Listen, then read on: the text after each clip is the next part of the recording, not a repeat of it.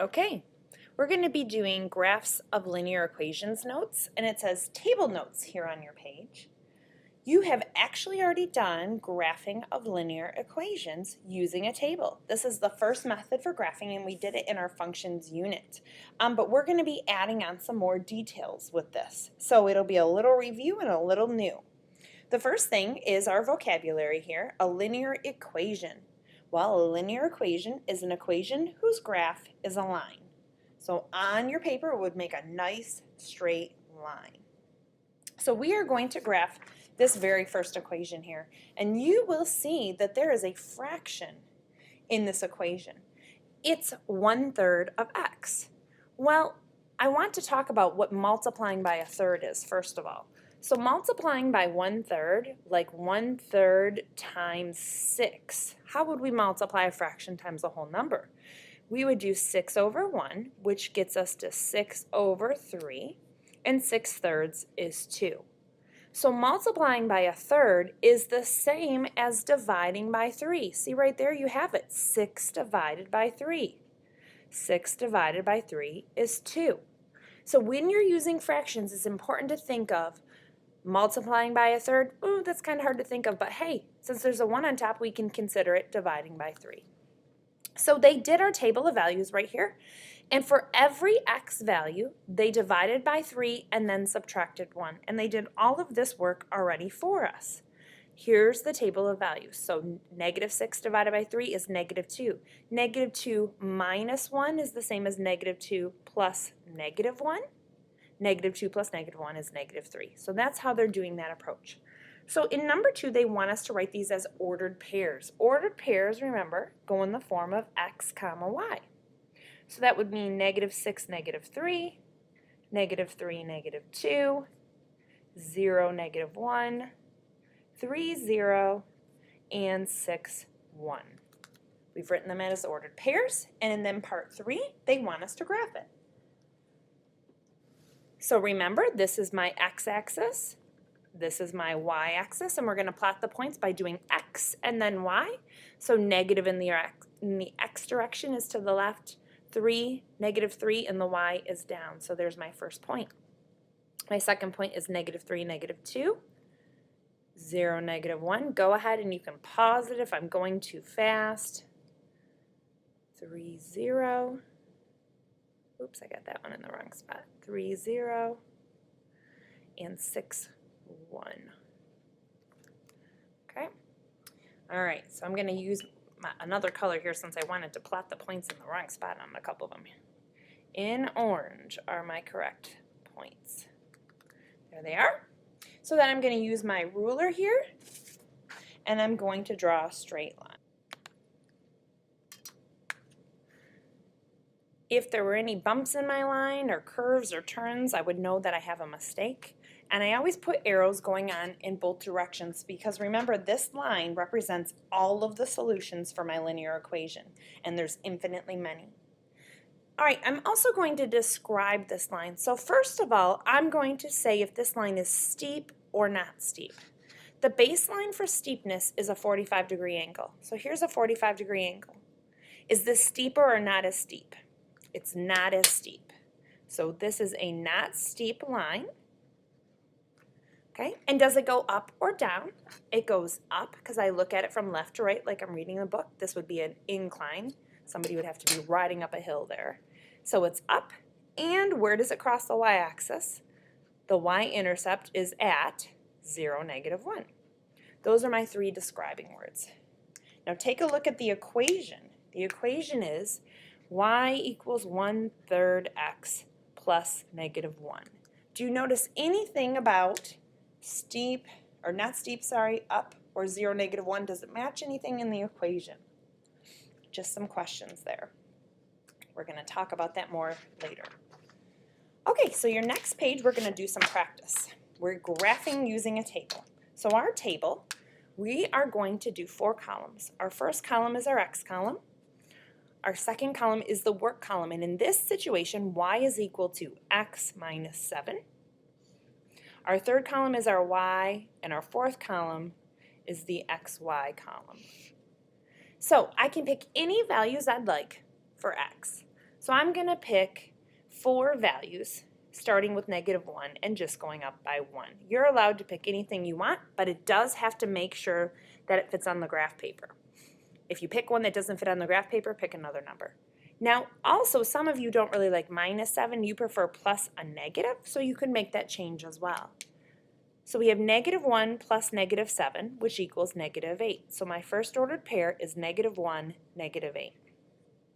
My second ordered pair would be 0 plus -7, which is -7.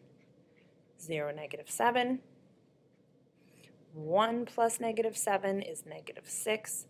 Right about now, you should be noticing a pattern. Look at as the x goes up by 1, what happens to the y's? They go up by 2.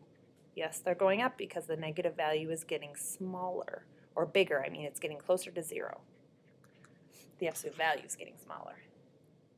Okay, so now we plot these as -1, -8, 0, -7, 1, -6, 2, -5. If you picked other positive values, you'd keep going up. My ruler here, I'm going to connect. And then I'm going to discuss steep or not steep. Now this is actually a 45-degree angle. It's right on the 45. See how it's cutting the corners right across the diagonal? That's a 45-degree angle. So we don't say steep or not steep. We say 45 degrees. This one goes up, and it crosses at 0, -7. Okay, I'm going to get started on the next table here, and then you're going to finish it up. So remember, the first column is the x column. The second column is the work column. So in this instance, it's -2x plus 5. The third column is the y. The fourth column is the ordered pair, which makes it easier to graph. All right, so I'm going to do -2, 0, 1, and 2 again and see if those will work. You need to pick at least 4 points each time. The reason for that is if you make a mistake on a couple, or even one, you'll notice because it won't make a nice straight line. So plugging in, we'd get -2 times -1 plus 5. So showing my work, a -2 times a -1 is a +2. 2 plus 5 is 7. So that's going to be a -1, 7. And that's not going to fit on my graph, is it? So I'm going to have to pick another point in the end here. I know I at least need to go to 3 now. So -2 times 0 plus 5 is 0 plus 5. Oh, goody. This one doesn't fit either. So let's go up to 4. All right, so -2 times 1 plus 5 equals -2 plus 5, which is 3. And that's 1, 3. And that guy's going to fit. So you're going to pause the video right now. You're going to finish this off, including give the 3 predictions, steep, not steep, going up, going down, and where does it cross the y-axis, and then come back and see the answer key. Okay, your work should be done, and this is what your graph would look like. You can check your ordered pairs. It goes down, and it's pretty steep, because here's a 45-degree angle. It's steeper than that, and it crosses at 0, 5. Now, you can't actually tell it crosses at 0, 5, but we did that y-intercept right here. The y-intercept is when x is 0. You know you'll be right on the y-axis, and it's 0, 5. So I could still describe my y-intercept as being at 0, 5. Okay, now look at the next guy. What do you notice that's different about this guy versus the other ones? It doesn't have the y by itself. That's exactly right. So we need to get the y by itself first. So I'm going to rewrite this equation over here to give me a little bit of room. And what I'm going to do first is I'm going to subtract 2x to both sides.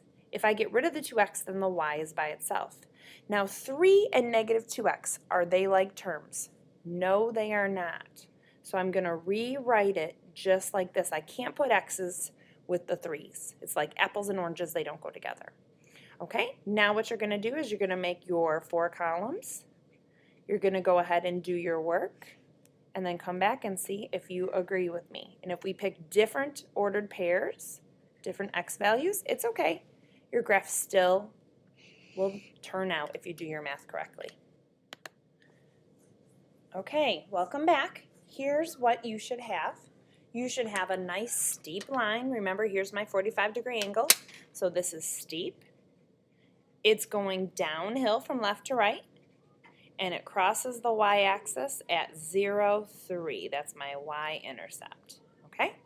Now, this solving for y that we just did over here, this was kind of a new concept, and we're going to be practicing this quite a bit in your future. That was just a little bit of a preview there. Okay, so let's take a look at the next page. We have two other types of graphs that we could have. We could have graphs that are horizontal, or we could have graphs that are vertical.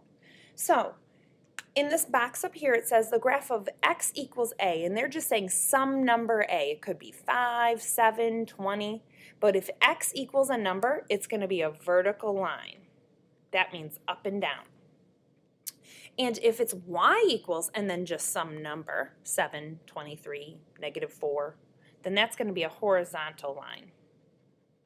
And a horizontal line is from left to right. Okay, so we're going to demonstrate that right now. So down here we have the graph of x equals 6.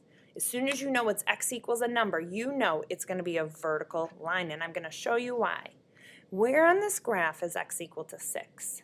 Well, here's my x-axis, here's my y-axis. So right here, x equals 6. Well, is the x-coordinate 6 here? Yeah, it's 6, 1. What about here? Yep, 6, 2, 6, 3, 6, 4, 6, 4 and a half. I can go up to 6 in a million, 6, -20, -50. All of these values along this line here have an x of 6. So it's a vertical line. It doesn't matter what the y is. It's a vertical line. So we're going to say that is a vertical line. Now, it wouldn't pass the vertical line test, so it's not a function, but it is still a linear equation. Okay, the next guy is y equals -3. Well, where's y -3? Here's my y, here's my x. It's -3 right here, and here, and here, and here, and here, and here, and back this way, right? And so what is it? It is a graph of a horizontal line. It has arrows that go on in both directions because it goes on forever and ever and ever. It doesn't matter what value you picked for x, that is a horizontal line because y will be -3 every time. Okay, pause the video and do the two below, and then come back and check your work. All right, here are the answers. They happen to have decimals in them, but that's okay. Here's a positive 0.5, so it's right between 0 and 1, and it's the vertical line. And here's y equals -1.5. It's between -1 and -2, halfway between. Okay, so the next thing you're going to do is you're going to go on to who's the great geometry fan. Now these don't have y by themselves. It's just a basic start of using the table work. So you could very easily probably think of two numbers that add up to 5, right? 2 and 3. And then think of two more, and then you will plot them out. We're going to do this one together. So 1 and 4 I can think of, and how about, let's say, I don't know. I was trying to get a negative number in here to work, but I don't think it'll hit my graph if I do that. So let's just do 3 and 2. So 2, 3 would be right here. 1, 4, and 3, 2. Now when you draw your line, it's going to touch one of the big capital letters outside of the coordinate plane. So what letter does this one hit? It hits letter I. And that's going to help you down here. You can read the directions, and you're going to find the names of the greatest geometry fans of all time, one of the names. Okay. When you're done with this page, you're going to move on to this page right here, graphing linear equations. And this is where you're going to do your table work. You'll have the first column as x, then you'll have your work column. You'll show all your work, your y, and then your x, y. And you need to pick at least 4 points for each one there. And your graph goes on the following page right here. So here's that same equation that you were just looking at. That's where his graph is going to go. When you have numbers that are being multiplied by like a half, think of what that could be meaning to be divided by. And then maybe you don't want to do decimals. What kind of numbers could you plug in there so you wouldn't have decimals? That's right, even numbers. So there's another one here. You'll have to think carefully of what numbers would be nice answers to help graph, or you can use decimals as well. Okay, when that's all done, you will have completed what it is that you need to have done for math.